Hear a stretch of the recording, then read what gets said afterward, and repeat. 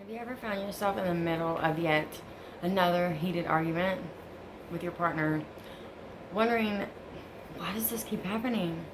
It's like there's an invisible force that drags you back into the same old conflicts and patterns, right? I've been there, right? Stuck in a loop that just seems impossible to get out of.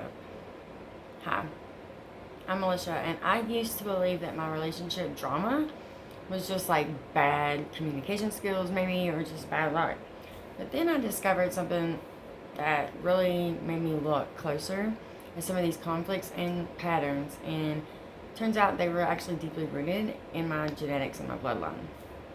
So for years I felt trapped, right? Every argument, every disagreement was like deja vu, just constantly the same thing, different faces, but same stuff. My self worth really took a hit every time. Every time I would fight with somebody, anxiety would just creep up, and a shadow of it, just awful feeling, would follow me around.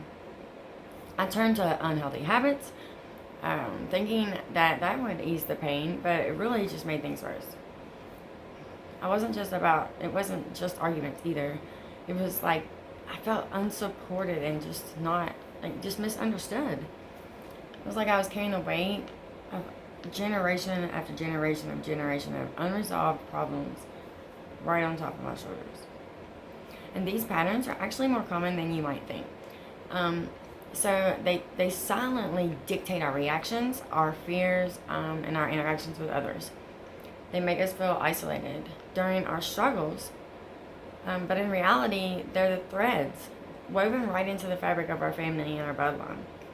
So understanding these 6 generational patterns can really change everything for you. Number one, avoidance of conflict. This is passed down from generation to generation, from parents that never argue, right? It leaves you unprepared for healthy disagreements. You know, people are supposed to not necessarily scream and yell, but there are supposed to be some conflict, so you could learn conflict resolution, right? Number two, emotional distance. So this is where your family might keep feelings bottled up, and they never expressed them properly, and so when they did, it was, volcano eruption all over the place, because they kept it in for too long. Number three, blame. Shifting the blame or projecting onto others. This is a habit that you get from your parents, that didn't take any responsibility for their actions, and instead they projected onto the partner, or blame. Sometimes they can even blame the kids, but either way, nothing they did is ever wrong, right? They don't do nothing wrong. It's always somebody else's fault. Number four, codependency, right? This is often learned. It's not always learned behavior, but a lot of the times it is learned. And if you grow up in that kind of environment, sometimes you can become in a toxic codependent relationship with your parents because your parents rely on you as like the peacemaker. Sometimes I see that a lot, especially with alcoholics. Then one of the kids has to become the peacemaker, and that develops an unhealthy codependency type relationship and people pleasing from a very young age. Number five, we have perfectionism. So this is rooted in family, and it's a lot of family members have this generational issue. Everyone is striving to be perfect, right? And if perfect was the only thing, good enough. So everybody's constantly causing stress and unhappiness because they're all striving for this unattainable thing, right? Nobody's perfect. And number six, a huge neglect of self-care and self-love. If your parents didn't prioritize their well-being, if they didn't have me time, if they didn't take care of themselves properly, if they didn't eat right, if they didn't exercise, if they didn't take some time, to go inward, then you might struggle with being able to take care of yourself because it was never modeled, right? You never seen it. So you're more likely to lead to burnout, resentment, and have relationship issues because, not to mention, without self-care and without self-love, if you're on a healing journey, you're not going to go any farther than wherever you're at. It's just going to stop you because you have to learn to love yourself before you can love others. You have to take care of your own inner well-being before you're able to give to your kids, before you're able to give to your husbands, before you're able to give to people that you care about properly. So anyway, recognizing these patterns is the first step towards breaking them. Imagine climbing to the top of a mountain, right? And you're free from all of the chains. You wake up feeling light, your relationships are strong and healthy, and you just move through your life full of grace, right? You feel understood, supported, no longer carrying the burdens of your family and their chaos.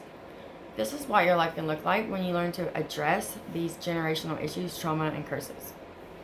But if you don't, you do risk going to rock bottom. And of course, there's nothing wrong with rock bottom. Rock bottom saves a lot of people, right? But the arguments will intensify, your mental health deteriorates, your physical health deteriorates, and the feeling of just isolation can get deeper. And it's really bad when you get, when you feel lonely, but yet you're surrounded by somebody, right? Like if you're in a relationship, you feel so alone. That's so much worse than actually just being alone. People have such a big fear. I mean, codependency is so rampant in our society that everybody's just like, I can't be alone. But oh my gosh, it's so much better than feeling all alone in a household with somebody right beside you. Like you could be laying in a bed with somebody and feel miles and miles away. And that is probably, well, I know for a fact that's way worse than being on your own, technically alone. Okay. But anyway, this is what you need to know, right? What you suspect might be happening, could be happening. If you think you have some of these patterns, they are real, and they're impacting your relationships in many ways that you may not actually realize. But the good news is we can fix these problems, right? Without anyone knowing about it. Facing these issues head on is your first step. And there's a way to do it that's both private and effective. The Healing Hub is an exclusive community designed to help you kickstart your healing journey. It's a safe space where you'll find the support that you need to understand and break these generational issues. You'll stop feeling so anxious in social situations. Reclaim your self-worth. Work on loving yourself again, right? This journey can really change your life. If you're interested in taking the next step, transforming your relationships, then I invite you to join the Healing Hub today. Begin your journey towards healing and freedom. You deserve it.